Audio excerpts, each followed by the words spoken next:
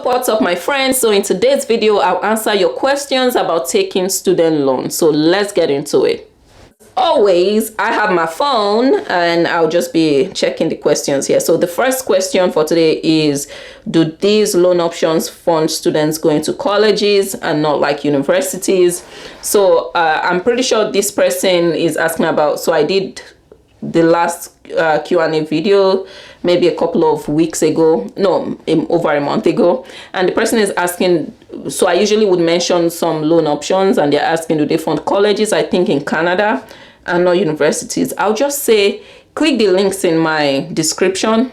You'll see a list of schools that they fund. Honestly, I think they mostly fund those universities, and I know college in the US means something else, but you get the point.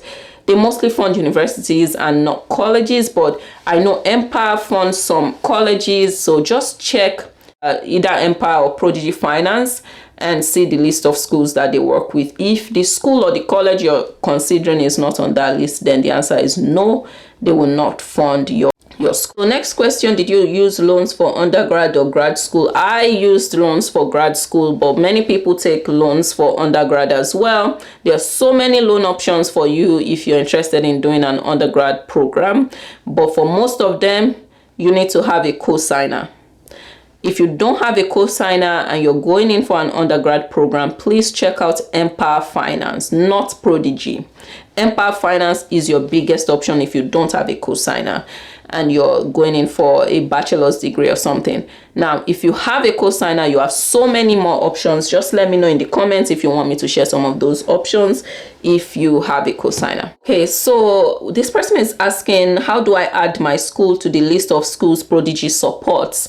So what this one, maybe I must have mentioned in those other videos that I've done, I must have mentioned that you need to check the list of schools that Prodigy works with, and if you don't find your school, you can inform Prodigy, and if they get a lot of people kind of pointing them to the direction of that school, then they will go try to work with that school.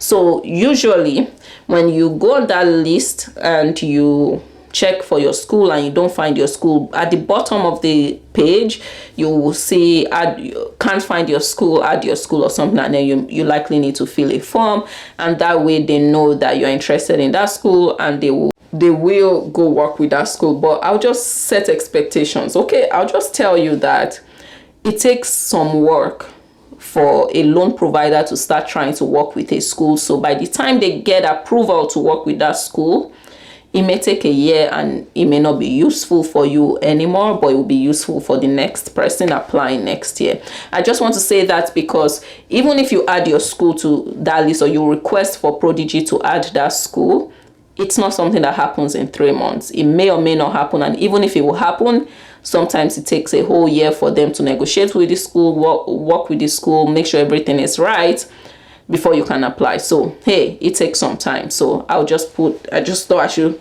mention that one. Okay, so this person is asking, I applied for student loans and my application was denied. I am so sorry that you are going through that, and honestly it hurts, like, because loans, like I always say, for you to have applied for student loans, you've tried so many other things that maybe didn't work out the way you wanted. So it hurts when a loan provider just declines or denies the application, and this person is trying to know why. Listen, I have done a couple of videos on why your student loan application could have been denied. I'll link them in the description. Watch them. But sometimes you just need to reapply and change some things. You can change the loan amount, you can change the schools that you apply. Even though the loan provider supports the school, some schools just carry more weight than other schools, if you get what I'm saying. So you can change the schools you're applying to, like just change the like apply for the same loan to the same loan provider but for another school. You can change the loan amount, you can change savings that you have, just things like that, see if it works out. And honestly, there are some people that I just don't understand why their loans were loan application was denied. but it happens. Again, a lot of these loan providers, and I explained this in the video I will link in the description, a lot of these loan providers use algorithms, and we always know that algorithms are faulty sometimes. There could be some errors. So, you know, life happens. I'm sorry you're going through this. I'll tell you a couple of things. If you've tried, say, Prodigy, also try Empire, also try Quorum, try other options, right? Try Lendwise. Like, just try multiple loan providers. Try to apply to multiple schools. Try to negotiate for funding. I'll link videos that I talked about what you can do to get more funding. I'll also link those in the description, and I really hope it works out. Let me know if everything goes well. Okay, so this person is also asking loans for students in the UK. Now, I did an entire video for international students interested in studying in the UK that don't have co-signers. I think that video should be up by now. I will link that in the description. I shared two big options in that video that you can explore, one that you may not have heard about. So hurry and go watch that video. I'll put it in the description, and that should answer your question. And I actually saw this, your question actually made me shoot that video. So thank you for sending in this question. I don't know your name. I didn't write it, but thank you for sending in this question. I'll link that video, and then you can watch that and let me know if you have other questions. One important thing that I wanted to share before ending this video is it is useful for you to know what loan providers look out for in determining whether or not to accept, whether or not to approve your application or deny it.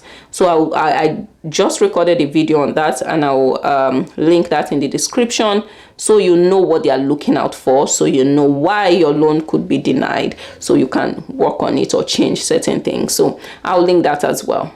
So that's it for today's video. As always, remember, you can always ask me about student loans anytime. Put a comment. I typically go through these comments and use them for the next Q&A, or I also answer you in the comments as well.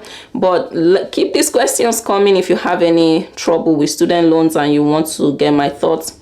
Remember, I took student loans, $100,000. I have shared that on this channel, so I'm always happy to share about my experience with student loans. Hope you found this video helpful. I'll see you in the next one.